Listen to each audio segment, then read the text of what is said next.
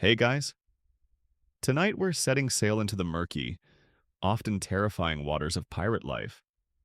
Forget the swashbuckling heroes, the treasure maps, and the catchy sea shanties you might imagine from movies. We're going to yank back the tattered black flag and reveal why being a pirate was miserable and more. Imagine yourself on a creaking wooden ship, far from shore, surrounded by desperate men, with the constant threat of death looming over every wave. Sounds like a thrilling adventure. Right? Piracy. For a select few, offered a fleeting taste of freedom.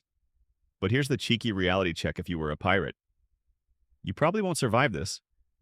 At least, not with all your limbs, your sanity, or a full set of teeth.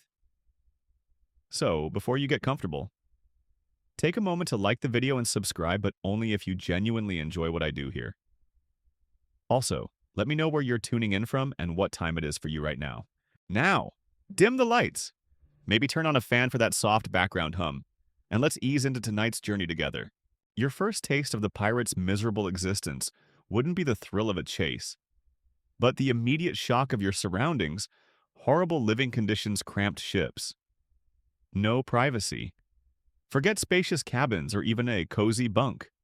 Life aboard a pirate vessel was a claustrophobic nightmare, where every waking and sleeping moment was shared with dozens of unwashed, desperate men. Imagine squeezing yourself onto a wooden ship, often a repurposed merchant vessel, never designed for comfort or extended habitation by such a large, unsavory crew.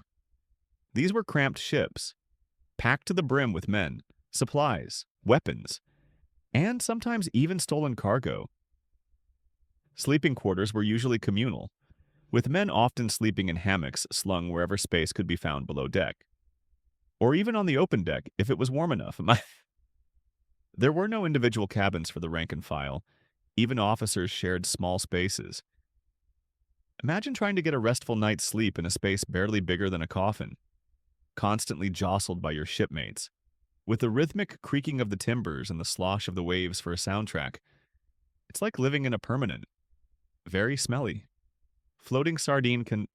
This extreme congestion meant there was absolutely no privacy. Every conversation, every bodily function, every personal moment was observed, or at least audible, to dozens of others. There was no escaping the constant presence of your crewmates, no quiet corner to retreat to for reflection or solitude. Imagine trying to read a tattered book, or simply collect your thoughts, with men snoring, gambling, arguing, or just breathing heavily all around you. Day and night. It's enough to make you long for the solitude of a desert island, even one without a rum distillery, beyond the sheer lack of personal space. The general environment was filthy, with so many men confined to a small area. Waste disposal was rudimentary at best. Vermin like rats and cockroaches were rampant. Sharing your living space and your food, the air below deck would be thick with the smell of unwashed bodies, stale food, bilge water, and the oppressive heat. Imagine trying to eat a piece of hardtack while a rat scurries across your foot, or waking up to the distinct smell of mold and human waste. These horrible living conditions were a constant source of discomfort, contributing to low morale and the rapid spread of disease, making the romantic image of pirate life quickly evaporate when faced with the daily reality of a cramped, unsanitary, and utterly public existence at sea. One mainstream historical fact that powerfully illustrates these conditions is the archaeological evidence in contemporary ship logs, which describe the typical dimensions of pirate and merchant vessels of the era, confirming that living quarters were indeed minimal and designed for functionality, not comfort. Often with no dedicated sleeping areas beyond hammocks. A particularly quirky or fringe tidbit is that some pirate crews, in a desperate attempt to create some semblance of personal space or privacy, would rig up old sails or blankets as makeshift curtains around their hammocks, effectively creating tiny, claustrophobic personal cubicles on deck. Imagine trying to get a moment to yourself in a space barely larger than a phone booth, made of old canvas. It certainly highlights the desperation for even an inch of personal solitude. Historians still argue whether the extreme horrible living conditions on pirate ships primarily fostered a crude sense of egalitarianism and forced cooperation among the crew, by making everyone equally miserable, or if it exacerbated tensions and contributed to frequent mutinies and the short lifespan of many pirate ventures. Did it build camaraderie, or just resentment regardless? Your life as a pirate would begin with the suffocating reality of horrible living conditions, where cramped ships offered absolutely no privacy, setting the stage for a truly miserable existence at sea. So, your life as a pirate would begin with the suffocating reality of horrible living conditions, where cramped ships offered absolutely no privacy, setting the stage for a truly miserable existence at sea. But even more pervasive than the lack of space was the constant, inescapable stench and filth, leading directly to squalid hygiene, infrequent bathing, rampant disease. Forget fresh scents and germ-free environments. A pirate ship was a floating petri dish, where personal cleanliness was an impossible dream, and sickness was an ever-present, terrifying companion. Imagine waking up on that cramped pirate ship, and the first thing that hits you is not the salty sea air, but a powerful combination of stale sweat, unwashed bodies, human waste, and bilge water. The concept of daily hygiene as we know it simply didn't exist for a pirate. Infrequent bathing was the absolute norm. Fresh water was a precious commodity, strictly rationed for drinking, not for washing. Bathing, if it happened at all, might involve a quick dunk in the ocean on a calm day, which offered little in the way of true cleanliness and carried its own risks. Imagine going weeks, even months, without a proper wash. Your skin caked with salt, sweat, and grime, and then having to interact in close quarters with dozens of other equally unwashed men. It's like living in a perpetually uncleaned gym locker room that's also incredibly humid and occasionally rolls violently. Personal hygiene tools were rudimentary or non-existent. No soap, no toothbrushes, no deodorant. Clothes were rarely washed, accumulating filth and odors over time. This meant that the squalid hygiene wasn't just unpleasant, it was a breeding ground for illness. The ship itself was a filthy environment. Rats and lice were constant companions, crawling over food, bedding, and bodies. Human waste would often be collected in buckets and then dumped overboard. But spillage and lingering odors were inevitable. This rampant filth directly contributed to rampant disease. Sickness spread through a pirate crew like wildfire. Dysentery, typhoid, cholera, and various fevers were common due to contaminated water and poor sanitation. Smallpox and other infectious diseases could decimate a crew in a matter of days. Imagine a ship where half the men are suffering from violent diarrhea, vomiting, and high fevers, contaminating everything they touch, with no way to isolate the sick or properly clean the environment. It's enough to make you wish for a simple bottle of hand sanitizer, or maybe just a quick trip to the nearest clean port, which, as a pirate, you probably couldn't do. Medical knowledge was primitive, as we'll discuss more later. But even the best doctor couldn't overcome the fundamental lack of sanitation on a pirate vessel. Sickness was almost a guaranteed part of the pirate experience, often proving more deadly than cannon fire. One mainstream historical fact that powerfully illustrates these conditions is the diaries and logs from naval and merchant ships of the era, which consistently record high rates of disease and death among crews. Directly attributable to poor hygiene, lack of fresh water, and confined living spaces, mirroring pirate experiences. A particularly quirky or fringe tidbit is that some desperate pirate crews would sometimes attempt to fumigate their ships, using burning tar or vinegar to combat the overwhelming stench and perceived airborne diseases.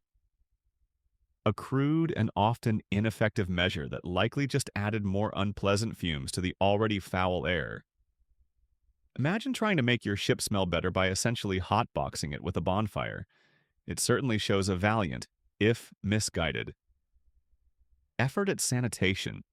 Historians still argue whether the high incidence of disease on pirate ships primarily resulted from a deliberate disregard for health and safety by the crew, who prioritized plunder over well-being, or if it was an unavoidable consequence of the technological limitations and medical ignorance of the era. Making good hygiene simply impossible. Did they choose filth, or was it unavoidable regardless? Your time as a pirate would be a constant battle against squalid hygiene, with infrequent bathing and the terrifying reality of rampant disease making every day a fight for survival against invisible enemies. So, your time as a pirate would be a constant battle against squalid hygiene, with infrequent bathing and the terrifying reality of rampant disease making every day a fight for survival against invisible enemies. But even if you somehow avoided a deadly fever, your stomach would be perpetually protesting, leading directly to awful food and water rations. Scurvy, contamination, forget gourmet meals or fresh, clean drinks. A pirate's diet was a monotonous, nutrient-deficient nightmare, often contaminated, and almost guaranteed to lead to debilitating illness. Imagine preparing for a meal aboard your pirate vessel. You wouldn't be sitting down to a feast, instead. Your diet would be defined by awful food and water, dictated by the harsh realities of preserving provisions at sea for months. Your staples would be hardtack, a brick-like, unleavened biscuits so hard you might need to smash it with a hammer before eating, and often infested with weevils. Salted beef or pork, often so old and tough it was humorously called salt horse, and dried pulses like peas or beans. Imagine trying to gnaw on a piece of rock-hard biscuit, occasionally finding a plump weevil while washing it down with water that's been sitting in a wooden cask for weeks. Growing green algae. It's like living on a permanent camping trip where no one remembered to pack anything fresh. And the water purifier broke. The rations were strictly controlled and meager. Food was doled out in precise quantities. Designed for survival, not enjoyment, fresh produce, fruits, and vegetables were almost non-existent after the first few days at sea. This severe lack of fresh vitamins, particularly vitamin C, led directly to scurvy.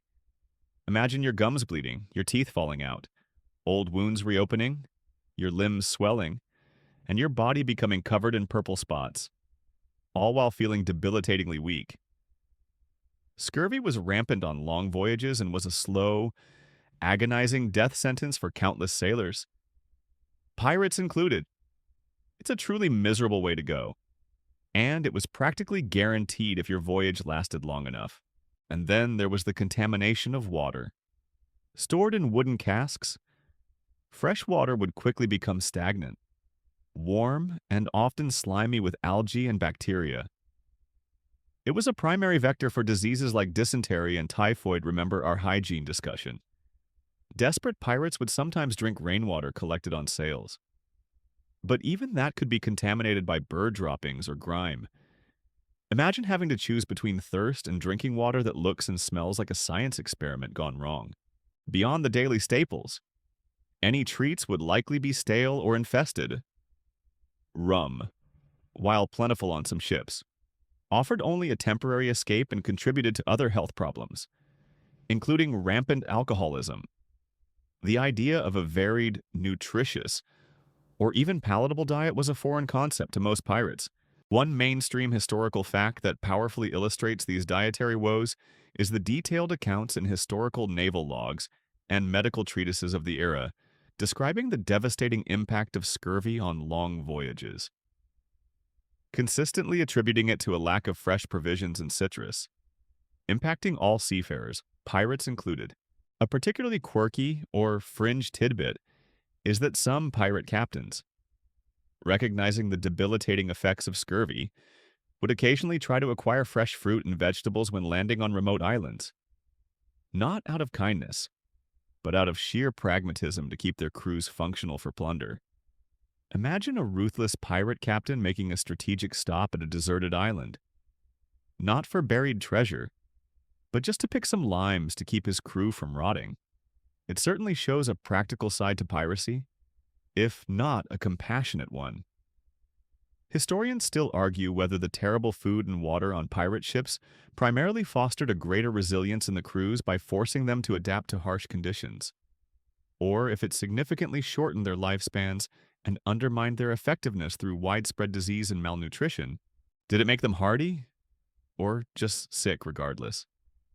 Your stomach as a pirate would constantly churn with awful food and water, forever threatened by the creeping misery of scurvy and the ever-present danger of contamination. So, your stomach as a pirate would constantly churn with awful food and water, forever threatened by the creeping misery of scurvy and the ever-present danger of contamination? But even if your body somehow held out against disease and malnutrition, the very environment you operated in was a perpetual, terrifying adversary, constant danger storms, shipwrecks, enemy ships. Forget calm seas and smooth sailing. A pirate's life was a ceaseless gamble against the overwhelming power of nature and the relentless pursuit of vengeful authorities. Imagine being tossed about on the open ocean. The serene image of a ship gliding gracefully across calm waters is a fantasy.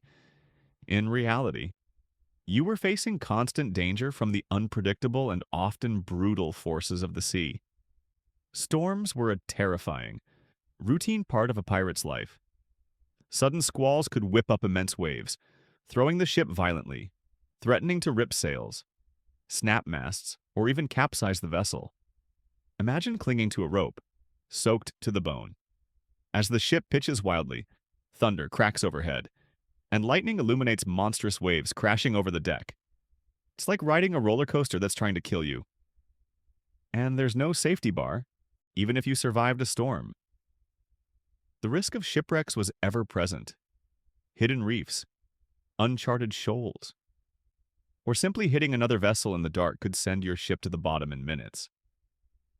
If your ship went down, your chances of survival in the vast, unforgiving ocean were incredibly slim, often a choice between drowning, succumbing to exposure, or being eaten by sharks. Imagine desperately clinging to a piece of floating debris, watching your shipmates disappear beneath the waves. Knowing that rescue is virtually impossible, it's enough to make you wish you'd stayed on dry land, even if it meant a life of honest, boring toil. Beyond the perils of nature, you were also in constant peril from enemy ships. The navies of various nations, British, Spanish, French, Dutch, were actively hunting pirates. Equipped with powerful warships and cannon, merchant vessels, too, might be armed and prepared to defend themselves fiercely. Every sail on the horizon was a potential threat, a rich prize, or a heavily armed man of war coming to send you to the gallows. Imagine spotting a distant sail, the tension rising among the crew, as you try to discern if it's prey or predator, knowing that a wrong guess could mean a bloody battle or a swift end to your pirating career. This meant that a pirate's life was an exercise in continuous vigilance and profound anxiety. There was no true safety, no moment of genuine relaxation, as both the elements and human adversaries were always lurking, waiting for an opportunity to claim your life. One mainstream historical fact that powerfully illustrates this constant danger is the documented records of countless ships, both pirate and naval, lost to storms and navigational hazards throughout the golden age of piracy. Confirming that the sea itself was a formidable and often fatal opponent. A particularly quirky or fringe tidbit is that some superstitious pirates would refuse to whistle on deck, believing it would summon strong winds and provoke a storm, showing a desperate attempt to exert control over the unpredictable and terrifying forces of nature through folk belief. Imagine trying to explain to your fellow crewmates that the reason the ship is about to capsize is because someone whistled too loudly. It certainly highlights the deep-seated fear and helplessness many felt against the elements. Historians still argue whether the extreme constant danger faced by pirates primarily fostered a heightened sense of camaraderie and reliance on each other, leading to their unique democratic ship governance, or if it simply made them more brutal and desperate, willing to take excessive risks for fleeting gains. Did it bind them together, or just drive them mad? Regardless, your adventurous spirit as a pirate would be perpetually tested by constant danger. Facing terrifying storms, the ever-present threat of shipwrecks, and the relentless pursuit of enemy ships. So, your adventurous spirit as a pirate would be perpetually tested by constant danger, facing terrifying storms, the ever-present threat of shipwrecks, and the relentless pursuit of enemy ships. But even more visceral than the forces of nature or distant warships was the grim reality of the violence that was central to a pirate's very existence: brutal violence, combat, mutiny, punishment. Forget honorable duels and clean sword fights. A pirate's world was saturated with savage acts, where life was cheap, and every interaction carried the potential for extreme brutality, both given and received. Imagine the chaotic scene of a ship-to-ship engagement. This wasn't graceful maneuvering. This was brutal violence in its rawest form. Once your pirate vessel closed with a merchant ship, the aim was often intimidation and overwhelming force. Grappling hooks would lash the ships together, and then your crew would swarm across the deck. Swords, pistols, axes, and bludgeons in hand, combat was quick, bloody, and merciless. You'd be hacking, slashing, and shooting in a confined, slippery space, surrounded by screaming, desperate men. Imagine the visceral terror of a cutlass swinging towards your head, the deafening roar of pistols, and the horrifying screams of the wounded. It's like being in the world's most chaotic and least fair bar brawl, where everyone is armed to the teeth and there are no rules. But the violence wasn't just external, it was often internal, a constant threat from within your own crew. Mutiny was a real possibility. If a captain was deemed incompetent, tyrannical, or simply unlucky, especially if they failed to secure enough plunder, a faction of the crew might conspire to overthrow him, often with extreme force. Imagine waking up to the sounds of a struggle on deck, realizing your captain is being dragged from his cabin, and you might have to choose sides or face the consequences. It's enough to make you keep one eye open, even when you're sleeping. And then there were the punishments. Despite the romanticized image of lawless freedom, pirate crews often had strict articles or codes, and breaches were met with severe brutality: flogging, whipping, marooning, abandoning someone on a deserted island with little to no supplies. Or even death could be dealt out for infractions like theft from shipmates, desertion, or cowardice in battle. Imagine seeing a shipmate tied to the mast, his back flayed by a whip for stealing a piece of extra rum, or waking up to find a man left on a tiny spit of sand, a bottle of water, and a single pistol with one bullet. For himself, if he chose. These acts of violence were meant to instill fear and maintain order in a desperate, often unstable environment. This constant proximity to violence, both as perpetrator and potential victim, took a profound psychological toll, desensitizing men to suffering and turning cruelty into a tool of survival. One mainstream historical fact that powerfully illustrates this brutal violence is the well-documented practice of torturing captured merchant crews for information about valuables, such as sweating, forcing men into tightly confined hot spaces, or dry swimming, hoisting men up by ropes and repeatedly dropping them towards the sea. As recorded in trial testimonies and historical accounts of piracy, a particularly quirky or fringe tidbit is that some pirate crews, to increase the psychological terror for their victims during boarding, would reportedly intentionally exaggerate their ferocity, sometimes even engaging in mock duels or firing pistols wildly into the air just to create a more terrifying spectacle. Imagine trying to board a ship, and everyone is performing a very aggressive, very loud, and very convincing theatrical performance of impending doom. It certainly was a terrifying form of psychological warfare, if not always necessary. Historians still argue whether the extreme brutality of pirate violence primarily reflected the desperate and lawless nature of their existence, a means of survival in a harsh world, or if it was often a calculated strategy designed to instill fear and ensure quick submission from their victims without prolonged resistance. Did it emerge from desperation or strategic calculation? Regardless, your life as a pirate was steeped in brutal violence, from the chaotic intensity of combat to the terrifying specter of mutiny and the savage reality of harsh punishment. So, your life as a pirate was steeped in brutal violence, from the chaotic intensity of combat to the terrifying specter of mutiny and the savage reality of harsh punishment. But despite this lawless image, you'd quickly learn that the pirate ship wasn't a free-for-all. It operated under its own unforgiving code, leading to strict discipline flogging, keel hauling, death penalties. Forget absolute freedom. Pirate crews maintained order through brutal enforcement, where infractions were met with swift and horrifying retribution. Imagine joining a pirate crew, perhaps lured by tales of freedom and riches. You'd soon discover that this freedom was a carefully curated illusion. Pirate ships, especially successful ones, operated under a set of rules known as the Articles of Agreement, or Pirate Code. These articles, agreed upon by the crew, were far from lenient and formed the basis of strict discipline.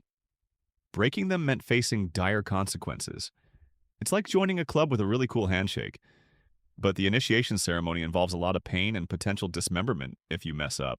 Lesser infractions, like shirking duty, gambling for stakes that were too high, or fighting among shipmates, often resulted in flogging. This was a brutal whipping, typically administered with a cat o' nine tails a whip with multiple knotted thongs on the bare back. Imagine watching a shipmate screaming in agony as his skin is torn open by the lash, knowing that a similar fate awaits you if you step out of line. It was a common and terrifying deterrent, designed to inflict maximum pain and public humiliation for more severe offenses. The punishments escalated. Theft from a shipmate could result in being marooned, abandoned on a deserted island, often with a pistol and a single shot. As we mentioned, a slow and agonizing death by starvation or exposure, but perhaps the most horrifying, though debated in its frequency, was keel hauling. This barbaric punishment involved dragging a man under the keel of the ship, from one side to the other.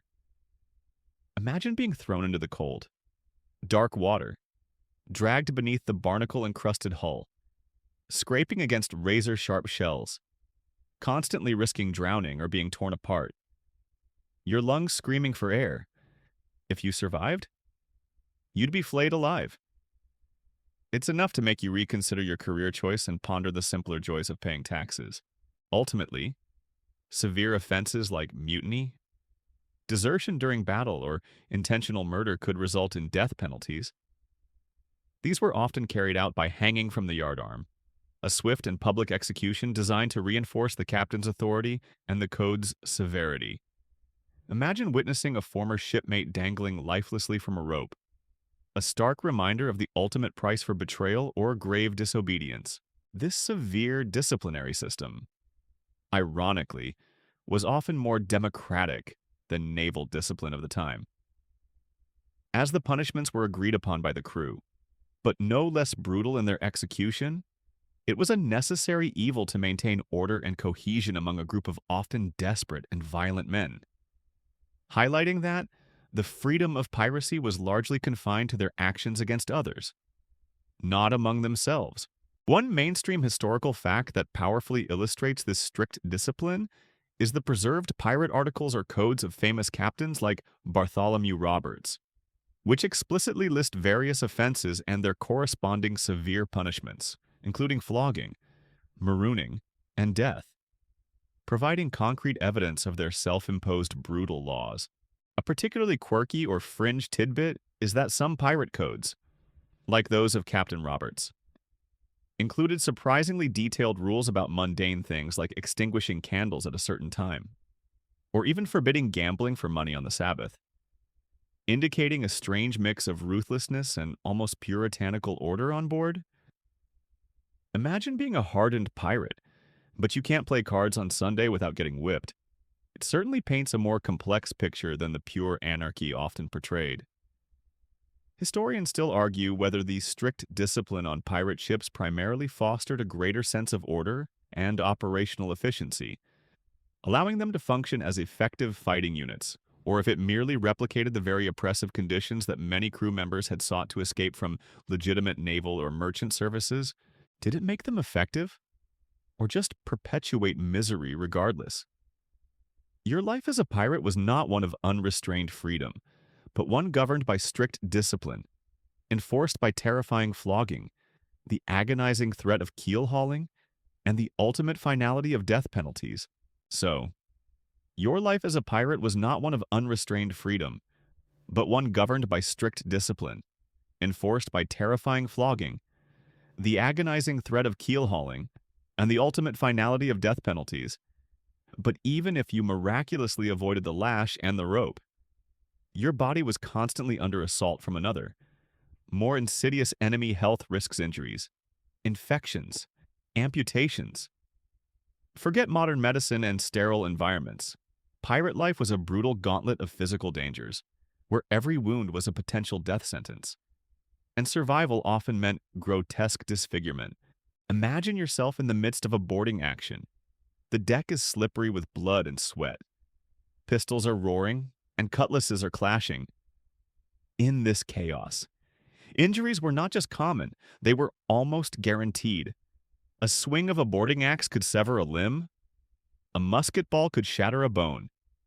A sword thrust could puncture a lung. There were no quick trips to the ER, you'd be treated right there on the filthy deck. Or below in the cramped, unsanitary hold. It's like playing a very real, very bloody game of dodgeball, where the balls are made of sharpened steel and everyone is trying to hit your head. And any injury, no matter how small, carried the terrifying risk of infections. Without any understanding of germ theory or antiseptics, wounds were rarely cleaned properly. Dirt, grime, and bacteria from the ship's environment would quickly enter any open cut, leading to raging fevers, pus, and gangrene. A simple scratch could fester and become deadly. Imagine watching a shipmate's leg turn black and swollen, the smell of decaying flesh filling the cramped quarters. Knowing that nothing can be done to stop it, it's enough to make you wish for a simple band-aid, or maybe just a quick trip to the nearest clean port, which, as a pirate, you probably couldn't do without risking a hanging, when an infection progressed or an injury was too severe to manage. The only recourse was often amputations. A ship's surgeon, often just a man with some basic medical knowledge. Perhaps an old barber would perform these gruesome procedures without anesthesia. Using a saw and a knife, imagine lying on a table, screaming in unimaginable agony as a limb is hacked off, fully conscious of every stroke, with only a slug of rum to dull the pain. If you were lucky, the stump would then be cauterized with a hot iron to stop the bleeding. A searing pain on top of the initial horror, if you survived the initial shock and blood loss. The risk of infection in the open wound was still incredibly high. Many pirates who survived battles ended up missing eyes, limbs, or bearing horrific scars. These health risks made disfigurement and death a daily reality. A far cry from the dashing, unblemished heroes of fiction. Life as a pirate was a constant gamble with your physical integrity, where every skirmish could lead to a permanent, agonizing disability or a slow, agonizing death. One mainstream historical fact that powerfully illustrates these health risks is the archaeological discovery of pirate graves and ship remains containing human bones with clear evidence of unhealed fractures, severe infections, and crude amputations, confirming the high incidence of brutal injuries and primitive medical interventions. A particularly quirky or fringe tidbit is that some pirate surgeons would reportedly carry a set of specialized tools, often including various knives, saws, and hot irons, that were specifically designed for battlefield amputations, showcasing a grim efficiency in their horrifying craft. Imagine your doctor's bag consisting primarily of tools that look like they belong in a carpentry workshop. It certainly highlights the brutal realities of ancient naval medicine. Historians still argue whether the high incidence of severe injuries and infections on pirate ships primarily fostered a crude form of camaraderie and mutual care among the crew, as they often relied on each other for survival and treatment, or if it simply intensified the overall misery and desperation. Leading to quicker deaths and shorter careers, did it unite them, or just thin their ranks regardless? Your body as a pirate was a fragile vessel, constantly exposed to extreme health risks, from debilitating injuries to rampant infections, often ending in gruesome amputations. So, your body as a pirate was a fragile vessel, constantly exposed to extreme health risks, from debilitating injuries to rampant infections, often ending in gruesome amputations. But even if you miraculously managed to keep all your limbs and avoid deadly fevers, a far more terrifying enemy pursued you, relentlessly constant fear of capture imprisonment. Trial. Execution. Forget peaceful retirements or quiet anonymity. A pirate's life was a perpetual hunt, where every sighting of a naval ship or coastal patrol could mean the end of your freedom. And likely, your life. Imagine waking up on that creaking ship, and a lookout shouts, "Sail ho!" Your heart would leap into your throat. Is it a merchant prize or is it a man of war? A naval warship designed to hunt down and destroy pirates. This was the constant fear of capture that hung over every pirate's head. A far more chilling prospect than any storm or cannonball. You knew that if caught, there would be no mercy, no leniency. It's like living with a permanent, very large target painted on your back, and every single authority figure in the world is aiming for it. If your ship was caught, the initial battle would be fierce, but if you were overwhelmed and captured, the real misery would begin. First, there was imprisonment. You'd be crammed into the dark, putrid hold of a warship, shackled and starved, often for weeks or months, while being transported to a port where justice or what passed for it awaited. Imagine the stench, the darkness, the cold chains chafing your skin.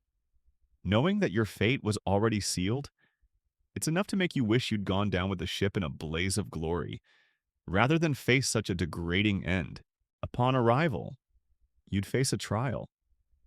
These were rarely fair, often conducted by admiralty courts. They were designed less to ascertain guilt, which was usually obvious if you were caught pirating, and more to make an example of you. Testimonies from merchant captains and captured crew would condemn you. There was no concept of innocent until proven guilty, in the same way we understand it. Your notoriety might even work against you, ensuring a swift and harsh verdict. Imagine standing before a judge and a jury of merchants, knowing they see you not as a man, but as a monster, and your pleas will fall on deaf ears, and the inevitable outcome for most convicted pirates was execution. This wasn't a private, quick affair. Public hangings were the standard, often performed at a prominent location like Execution Dock in London, where the condemned would be left to hang until three tides had washed over their bodies. A grim warning to others. Imagine standing on the gallows, a noose around your neck, facing a jeering crowd, your body swaying in the wind, your last moments filled with the terror of your impending death, and the knowledge that your corpse would be left as a gruesome spectacle. It's the ultimate bad career move, with very final consequences. This pervasive fear and its grim reality meant that a pirate's life, despite any fleeting moments of wealth or freedom, was ultimately defined by a deeply ingrained sense of existential terror, a constant race against an inevitable, brutal end. One mainstream historical fact that powerfully illustrates this constant fear of capture is the large number of pirate executions documented in historical records, particularly during the early 18th century golden age of piracy, with prominent figures like Captain Kidd and Blackbeard meeting their end on the gallows. Serving as stark deterrents, a particularly quirky or fringe tidbit is that some captured pirates, in a desperate bid for clemency or a lighter sentence, would reportedly turn king's evidence and inform on their former shipmates, revealing hidden treasure stashes or pirate strongholds. A betrayal born of the immense fear of the gallows. Imagine selling out your entire crew, not for gold, but just for a slim chance at avoiding the hangman's noose. It certainly highlights the depths of desperation. Historians still argue whether the extreme fear of capture and execution primarily acted as an effective deterrent that eventually led to the decline of piracy, by making the risks too great, or if it simply made pirates more ruthless and desperate, pushing them to commit greater atrocities to avoid being taken alive. Did it stop piracy, or just make it more violent? Regardless, your adventurous days as a pirate were relentlessly haunted by the constant fear of capture, leading inevitably to brutal imprisonment, a rigged trial, and almost certain execution. So, your adventurous days as a pirate were relentlessly haunted by the constant fear of capture, leading inevitably to brutal imprisonment, a rigged trial, and almost certain execution. But even if you somehow defied the gallows and avoided capture, your chosen life path carried another profound and crushing burden. Social outcast status, no home. Wanted men, no family. Forget settling down or reconnecting with loved ones. Once you became a pirate, you severed all ties with normal society, condemning yourself to a lonely, rootless existence. Imagine yearning for the simple comforts of a stable life, a roof over your head that wasn't swaying on the waves, a community that didn't consist solely of desperate criminals, or the embrace of a loved one. As a pirate, you were instantly branded with social outcast status. You were an enemy of all nations, an outlaw with a price on your head. There was simply no home for you on land. Every port you visited was a potential trap. Every stranger a potential informer. Imagine trying to sleep soundly in a taverna, knowing that a single whisper to the authorities could mean your arrest and execution. It's like being permanently on the run. But instead of avoiding a grumpy landlord, you're avoiding a hangman's noose. You were a wanted man or woman. If you were one of the rare female pirates like Anne Bonny or Mary Red, your name, if famous, might appear on wanted posters circulated by various colonial governors and naval commanders. This meant living in perpetual hiding, never able to truly relax or establish roots. You couldn't buy property, openly conduct business, or even walk freely down a street without looking over your shoulder. Imagine the constant paranoia, the need to rely on aliases, and the inability to trust anyone outside your immediate, often unstable, pirate crew. It's enough to make you long for the mundane simplicity of a fixed address and a clean criminal record. And perhaps most painfully, there was no family life. Once you turned pirate, you effectively abandoned your past. Reconnecting with parents, siblings, spouses, or children was almost impossible and incredibly dangerous, as it could lead to your capture or put your loved ones at risk. Imagine the gnawing loneliness, the regret, and the aching absence of genuine human connection that wasn't transactional or rooted in shared desperation. You couldn't write letters, send gifts, or even know if your family was still alive. It's like having your entire personal history erased, leaving you with only the bleak present. This profound isolation and loss of all conventional societal ties meant that even successful pirates, laden with plunder, lived incredibly lonely and emotionally impoverished lives. The freedom they sought came at the staggering cost of belonging, stability, and love. One mainstream historical fact that powerfully illustrates this social outcast status is the offers of royal pardons, acts of grace by various monarchs to pirates, such as the one issued by King George I in 1717, which specifically aimed to encourage pirates to abandon their lifestyle and return to legitimate society. Highlighting their outlaw status and the difficulty of rejoining society without such clemency, a particularly quirky or fringe tidbit is that some notorious pirates, despite their wanted status, would reportedly occasionally send letters or gifts to their estranged families via trusted intermediaries on shore. A risky and rare act of desperate longing for connection from their isolated existence. Imagine a ruthless pirate captain, known for his brutality, secretly commissioning a discreet delivery of a locket to his estranged mother. It certainly shows a hidden layer of emotional complexity beneath the hardened exterior.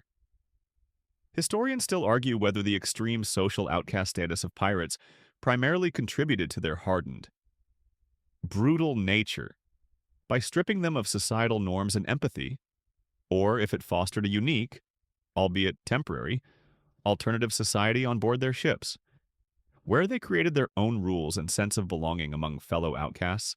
Did it make them monsters? or just create a new kind of community. Regardless, your life as a pirate was fundamentally defined by your social outcast status, leaving you with no home, perpetually a wanted man, and, tragically, with no family to anchor your desperate, rootless existence. So, your life as a pirate was fundamentally defined by your social outcast status, leaving you with no home, perpetually a wanted man, and, tragically, with no family to anchor your desperate, rootless existence. But even if you endured the loneliness and the constant threat of capture, the popular image of endless chests of gold often hides a far bleaker financial reality: limited riches, uneven share. Quick spending, few treasures. Forget Scrooge McDuck swimming in gold coins, most pirates, despite their daring exploits, died poor, their plunder quickly squandered or far less impressive than legend suggests. Imagine successfully raiding a merchant ship, the thrill of discovery, the seizing of goods. But then comes the division, and you'd quickly learn about limited riches. The loot was rarely the mountains of gold and jewels you see in movies. Most merchant ships carried practical goods, textiles, sugar, tobacco, spices, tools, or raw materials. Gold and silver coins were certainly sought after, but large quantities of truly valuable treasure, like chests of jewels or precious artifacts, were incredibly rare. It's like breaking into a bank, only to find it mostly filled with slightly used office supplies and a few rolls of quarters. And whatever was captured was subject to an uneven share. Pirate articles, while often surprisingly democratic for their time, still stipulated shares. The captain usually received a larger portion, often 1.5 to 2 shares, as did the quartermaster and other key officers like the navigator or gunner, for their skills and responsibilities. The common crew member, the one doing most of the fighting and suffering, received a single share. Imagine risking your life in a brutal combat, only to receive a fraction of the total take. While the captain who merely bellowed orders gets double, it's enough to breed resentment, or at least make you question your career path. Whatever paltry share you did receive was often subject to quick spending. When a pirate ship put into a remote pirate haven or a less than scrupulous port, the ill-gotten gains were often squandered rapidly on rum, gambling, and women. There was no concept of saving, investment, or long-term financial planning. Life was short, dangerous, and uncertain, so living for the moment was the prevailing philosophy.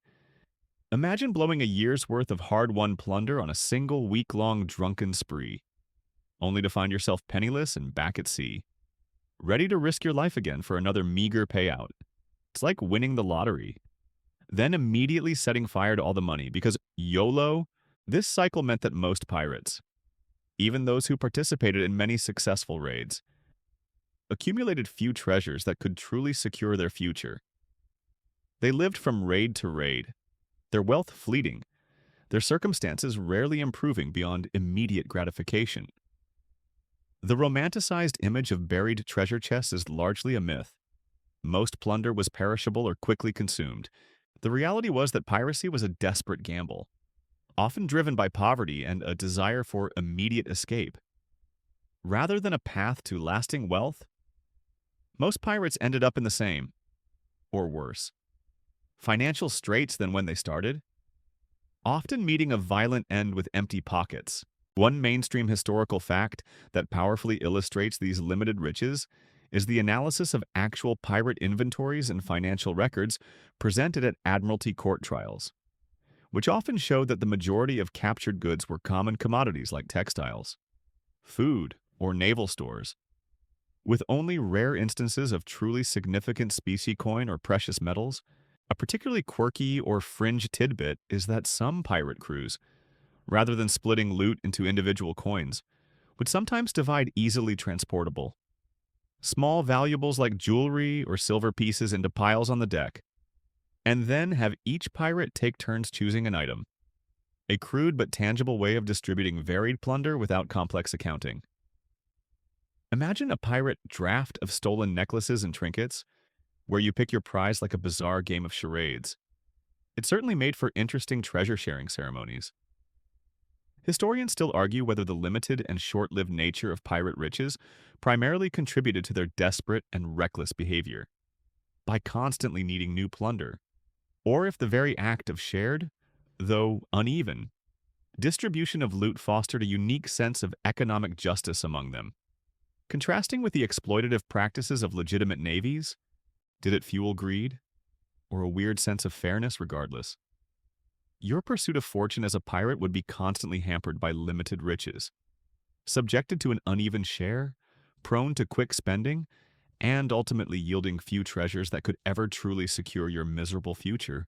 So, your pursuit of fortune as a pirate would be constantly hampered by limited riches, subjected to an uneven share, prone to quick spending, and ultimately yielding few treasures that could ever truly secure your miserable future. But even more insidious than the physical dangers or financial disappointments was the corrosive impact of the lifestyle on your inner world psychological toll paranoia. Alcoholism, loneliness. Forget carefree adventure and roaring laughter. A pirate's life was a breeding ground for mental anguish, pushing many to the brink of despair. Imagine the constant stress of knowing you're a hunted man. Every sail on the horizon a potential threat. Every new face a possible informer. This environment bred profound paranoia. You couldn't fully trust anyone outside your immediate, often volatile, crew, and even among them. Mutiny and betrayal were ever-present possibilities. Remember those strict disciplines. Imagine constantly second-guessing your shipmates' loyalty, scrutinizing every whispered conversation, and feeling a gnawing suspicion that someone might be plotting against you or considering turning you in for a pardon. It's like living in a permanent reality TV show where everyone is trying to eliminate you, and the prize is just not being hung. To cope with this relentless stress and the sheer misery of their existence, many pirates turned to alcoholism. Rum was often plentiful, a cheap and readily available escape from the harsh realities of life at sea. Binge drinking, both on board and in port, was common. Imagine trying to numb the fear of capture, the pain of old wounds, or the memory of brutal acts through endless amounts of strong, cheap rum. While it offered temporary oblivion, it also led to impaired judgment, increased aggression, and further deteriorated health. It's enough to make you wish for a quiet night in with a cup of chamomile tea, but all they have is more rum, and even amidst a crowded ship, surrounded by dozens of men, the profound loneliness we touched upon earlier would gnaw at you. The social outcast status, the severing of family ties, and the inability to form genuine, stable relationships meant a deep emotional void. Pirates were often men, and very rarely, women who had been driven to this life by desperation, injustice, or a criminal past, leaving them isolated from the normal comforts of society. Imagine the aching emptiness, the longing for connection, and the regret over the life you left behind, all while surrounded by men who are themselves hardened and emotionally closed off. It's a truly bleak emotional landscape, this constant combination of fear, self-medication, and isolation took a significant psychological toll, leading to high rates of mental instability, irrational behavior, and a profound sense of despair that often culminated in violence, either towards others or themselves. The freedom of piracy rarely brought inner peace.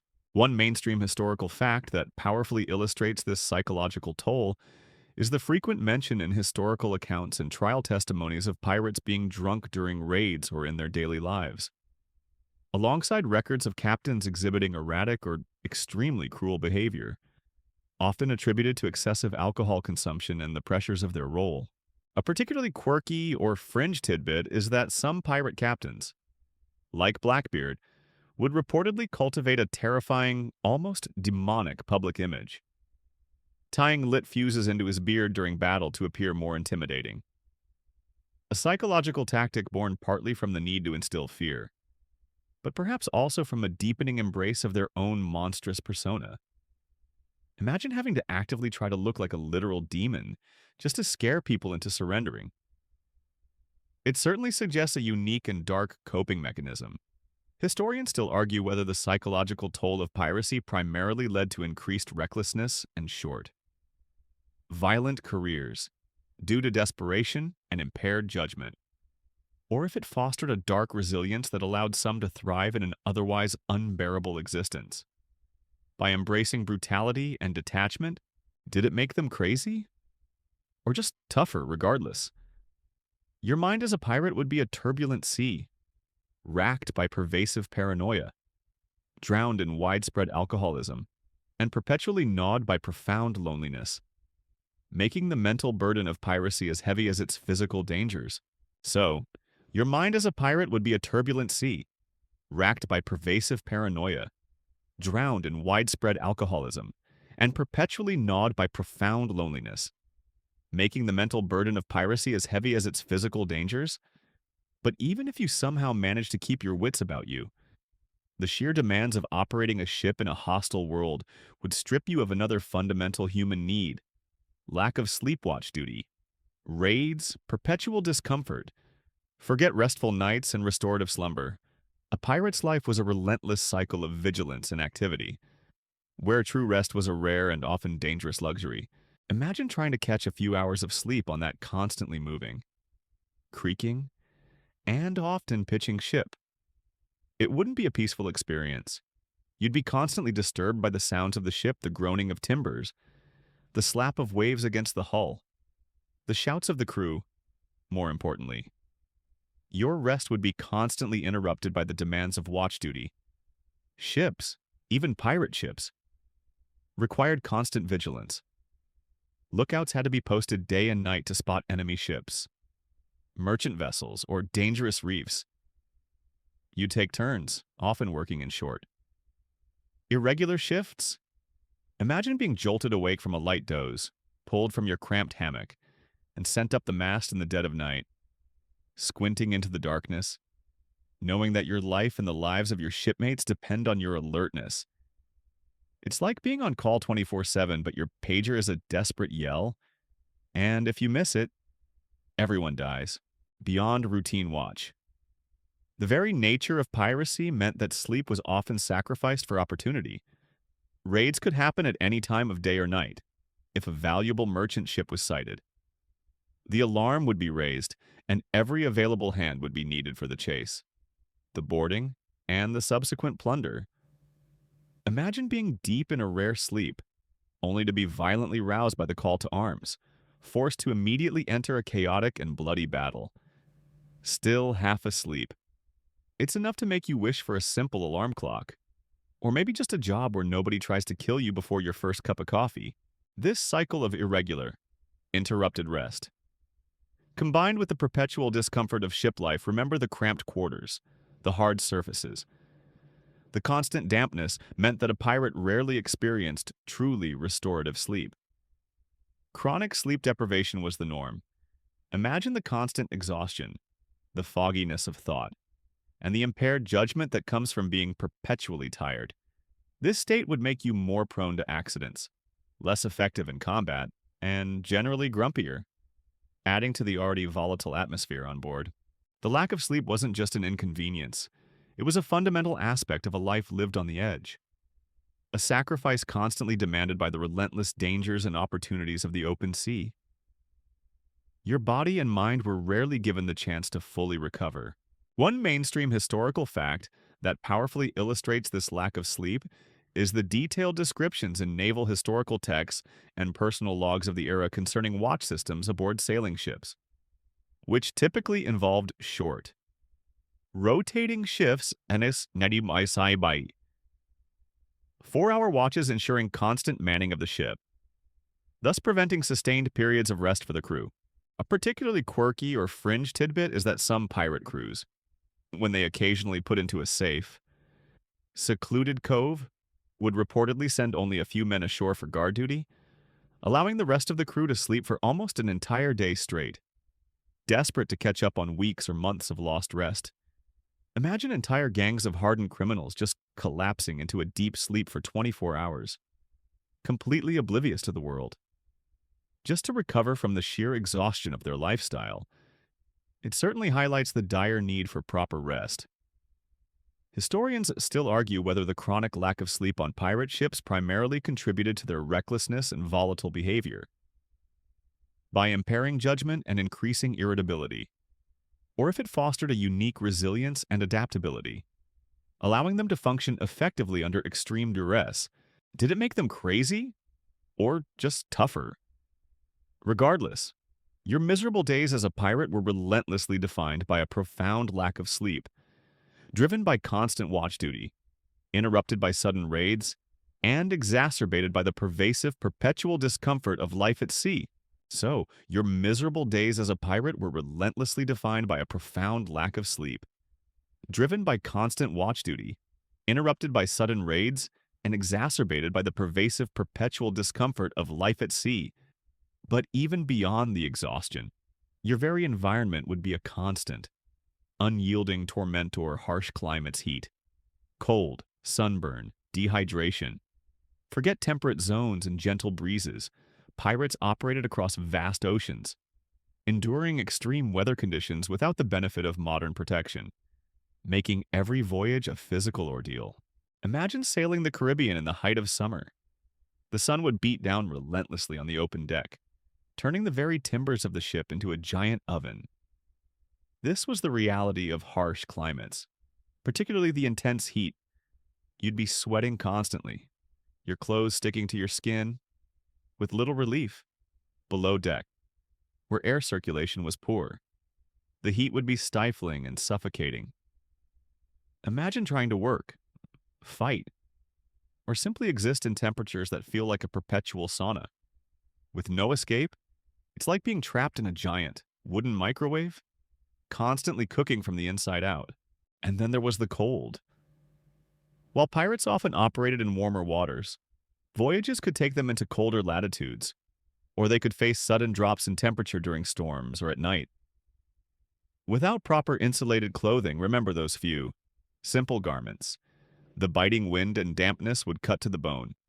Imagine trying to furl a sail in a freezing gale, your fingers numb, your body shivering uncontrollably, with only a thin, wet jacket for protection. It's enough to make you wish for a simple wool blanket, or maybe just a quick trip to a tropical beach that isn't trying to kill you. The constant exposure to the sun, especially for fair-skinned Europeans, led to severe sunburn. There was no sunscreen, no broad-brimmed hats for everyone, and often no escape from the relentless UV rays. Your skin would burn, blister, and peel, a painful cycle that repeated itself daily. Imagine your face and arms constantly red and peeling, the pain a persistent distraction, making even simple tasks excruciating.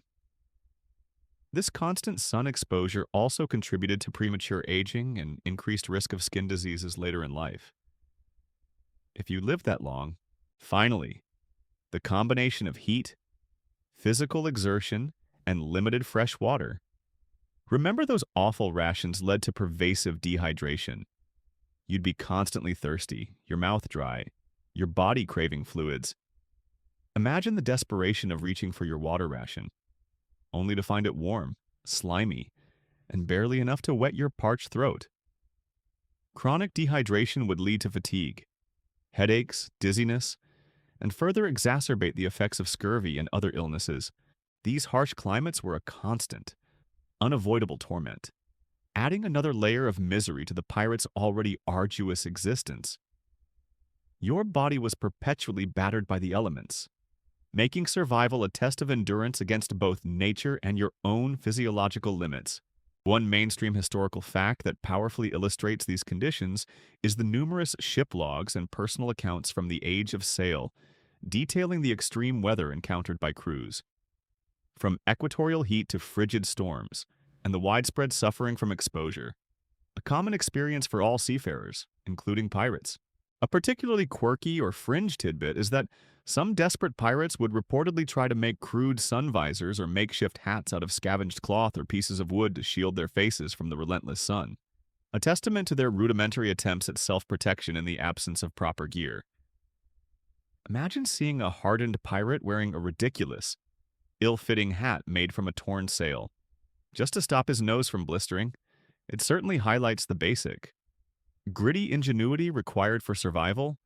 Historians still argue whether enduring such harsh climates primarily fostered a deep resilience and hardened the pirate crews, enabling them to survive extreme conditions, or if it simply accelerated their physical deterioration and contributed to their short, brutal lifespans.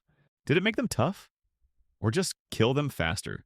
Regardless, your adventurous spirit as a pirate was constantly battling harsh climates, enduring relentless heat and cold, suffering agonizing sunburn, and perpetually struggling against debilitating dehydration. So, your adventurous spirit as a pirate was constantly battling harsh climates, enduring relentless heat and cold, suffering agonizing sunburn, and perpetually struggling against debilitating dehydration. But amidst all the external dangers and physical discomforts, there was another, more insidious challenge that could wear down your spirit endless boredom-long voyages. Repetitive tasks. Waiting. Forget constant excitement and thrilling chases. Much of a pirate's life was a monotonous grind of uneventful sailing, tedious chores, and interminable waiting. Imagine weeks, even months, at sea without spotting a single sail, let alone a prize. This was the reality of endless boredom.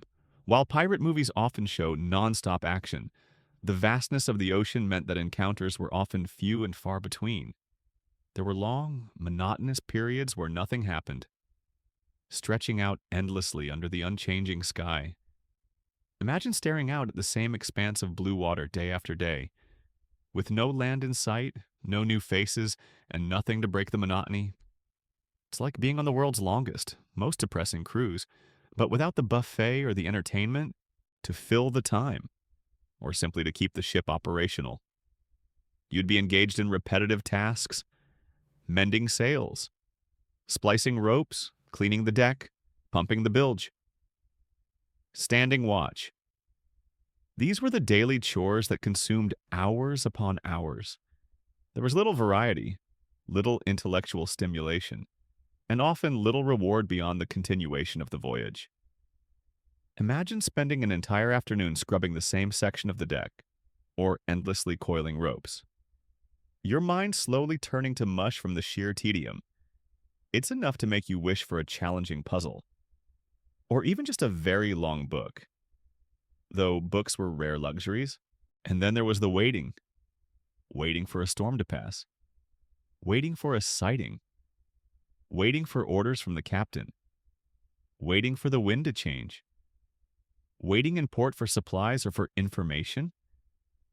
This passive inactivity, interspersed with bursts of intense activity, could be incredibly grating on the nerves. Imagine sitting for hours, doing nothing but waiting, with no distractions like phones or television, just the endless creak of the ship and the distant cry of gulls. This kind of forced idleness, especially for men who often sought excitement, could be a breeding ground for discontent. Arguments and increased reliance on unhealthy coping mechanisms like alcohol, remember that. This profound and often unexpected boredom, a stark contrast to the thrilling image of piracy, contributed significantly to the psychological toll and the overall misery of the pirate's existence. It was a slow, grinding torment that ate away at their resolve as much as any physical hardship. One mainstream historical fact that powerfully illustrates this endless boredom is the detailed logs and journals kept by naval and merchant captains during long voyages, which often record weeks or even months of uneventful sailing with no significant incidents, highlighting the mundane reality of life at sea for all mariners, including pirates. A particularly quirky or fringe tidbit is that some pirate crews, to combat the profound boredom during long stretches of calm, would reportedly organize impromptu gambling sessions despite rules against it, storytelling contests, or even crude theatrical performances. Using their limited resources to create some form of diversion, imagine Blackbeard himself trying to tell a joke to a very tired and unamused audience. Just to break the monotony, it certainly shows a desperate human need for entertainment, even in the most dire circumstances. Historians still argue whether the endless boredom of long pirate voyages primarily contributed to internal strife and mutinies by breeding discontent and idleness, or if it inadvertently fostered a sense of shared hardship and communal bonding among the crew. As they collectively sought ways to pass the time, did it make them fight, or just tell more stories regardless? Your life as a pirate wasn't just about thrilling adventure, it was a constant battle against endless boredom, filled with seemingly long voyages, tedious repetitive tasks, and interminable waiting, slowly eroding your spirit. So, your life as a pirate wasn't just about thrilling adventure, it was a constant battle against endless boredom, filled with seemingly long voyages, tedious repetitive tasks, and interminable waiting, slowly eroding your spirit. But perhaps the most damning and truly miserable reality of all for a pirate was the grim absence of any viable path, out no retirement plan, short lifespan. Brutal end. No future. Forget settling down with your loot or living out your golden years peacefully. A pirate's career was a desperate, fleeting gamble with almost no prospect of a happy ending. Imagine trying to envision your life beyond the next raid, or even the next month. As a pirate, you had absolutely no retirement plan. There was no pension, no savings account, no comfortable cottage waiting for you on shore. Your entire existence was transient and unsustainable. Even if you amassed a decent amount of plunder, holding on to it was incredibly difficult. Remember the quick spending and lack of real treasure. There were no banks willing to hold a pirate's ill-gotten gains. And any attempt to reintegrate into legitimate society with visible wealth would immediately raise suspicion and attract the attention of authorities. It's like being trapped in a pyramid scheme where the only way out is a very deep hole. The most undeniable truth of a pirate's life was its short lifespan. Between the constant dangers of the sea storms, shipwrecks, the brutal violence of combat, the rampant diseases scurvy, dysentery, infections from unhealed wounds, the strict and often deadly discipline, and the ever-present threat of capture and execution. Very few pirates lived to a ripe old age. Most died young, in their 20s or 30s, often in agony or at the end of a rope. Imagine looking around at your crew, knowing that most of them, including you, will not see another decade pass, and certainly not die peacefully in their beds. It's enough to make you consider a less exciting, but significantly longer career in, say, tax accounting, and the end, when it came, was almost invariably a brutal end. Whether it was a cannonball tearing through your ship, drowning in a sudden squall, succumbing to a festering wound below deck, or most commonly, swinging from the gallows at execution dock. A pirate's death was rarely, if ever, peaceful or dignified. Imagine the terror of your final moments, whether it's the cold embrace of the sea or the crushing snap of a rope. There was no gentle fading away, no quiet passing. This meant there was truly no future beyond the next horizon, the next raid, or the next port. The pirate life was a dead end, a desperate choice with no long-term viability. Any fleeting freedom or wealth came at the cost of a future, stability, and the very real chance of a horrifying death. This stark reality underpins the entire miserable existence of a pirate, making the romantic myth seem even more absurd by comparison. One mainstream historical fact that powerfully illustrates this brutal reality is the historical records of the average age of pirates at the time of their capture or death, which consistently show a remarkably young demographic, with very few individuals surviving into middle or old age. Due to the inherent dangers of their profession, a particularly quirky or fringe tidbit is that some pirates, aware of their likely grim fate, would reportedly spend their last days before execution writing elaborate, often self-aggrandizing confessions or last speeches that were then sold as pamphlets, essentially trying to craft their own legends even as they face their brutal end. Imagine someone spending their final hours before execution dictating a sensationalized autobiography, just to get the last word in, it certainly shows a desperate attempt to control their narrative. Even beyond the grave, historians still argue whether the utter lack of a future and the brutal end of most pirates primarily served as a powerful deterrent, ultimately contributing to the decline of piracy, or if the initial desperation that drove men to piracy was so profound that even these grim realities offered a better alternative than their previous lives of oppression and poverty. Did it stop them? Or was their past even worse regardless? Your life as a pirate offered no retirement plan, was characterized by a tragically short lifespan, and almost certainly led to a brutal end, leaving you with absolutely no future beyond the next wave. Now, let the salt spray fade from your face. The creak of timbers recede, and the stench of bilge water and unwashed men gently dissipate. The cold fear of the gallows softens, the ache of scurvy subsides, and the gnawing loneliness of the open sea melts away into a blurring memory. There's no more danger of cannon fire, no more threat of capture, and no more struggle against brutal discipline. Just the soft hum of your fan, the gentle warmth of your blanket, and the profound quiet of your room. You can release the imagined burdens of that awful, miserable pirate life, the constant danger, the unbearable discomfort, and the terrifying reality of a very short, very brutal existence, that grim, fascinating, yet undeniably harsh ancient world of pirates belongs to history, not to your peaceful present. Drift now into a deep, untroubled rest. Sweet dreams. End of script. Sweet dreams.